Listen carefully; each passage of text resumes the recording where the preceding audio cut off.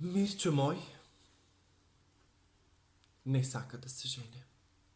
За жена ма бед повеќе неќе да чу. Ни за Евдохија, ни за Мара, ни за Льопа. Ни една од нив не сака. Сите села сам ги обарнала. 100 тетрадки сам испишала. Зашо? Зашо? Ми вика: мамо,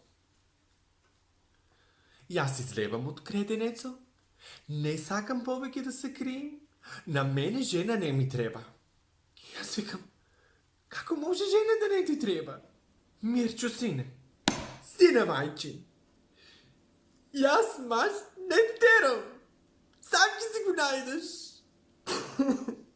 Дето ми било у креденец, а јас не знам. Абе, жена ти треба. Зашо и да изчисти, да изпере, да изпегля, да изготва, да изтрожи некоја пара? Ама од друга страна пак ќе видам и кандидатките не бие некој ко разведена, ко растурена, ко името не знае да си каже, дреде на факултет ќе одила. Абе, што да ти кажам? Абе, остави ги тие разпи, не можам с них да се замарам. Дето ми се пропедерчи од них ќе да. Него са. Кажи ми, как ќе излезам на Цокако? Шо ќе кажат човеците? На Фатма сино таков. Не излевам од дома веќе. Зашо сам жива? И Васуло не ми го аресал? Неговио поубаво го правил од мене. Не ми го ареса Васуло. Крав. Абдулах. Стреки шо не си жив, тие срамови да ги јадеш, сите не говорат. И Совчето, и Лена, и Ана на долката. Егиди.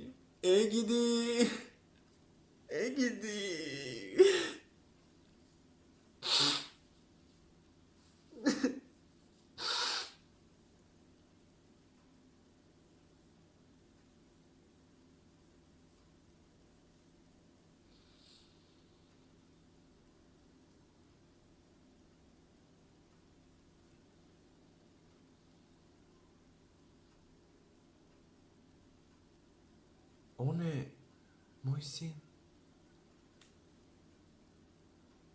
Јас сам го родила. Не можам да го одродам. Друга мајка он не може да има. Јас паси го сакам.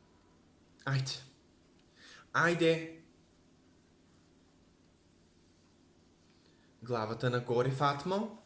Нема да имаш сна, ќе имаш зет. Шо па сите зетови да не са погодени? Да не почнам да говорам. Ама едно ќе ви кажа.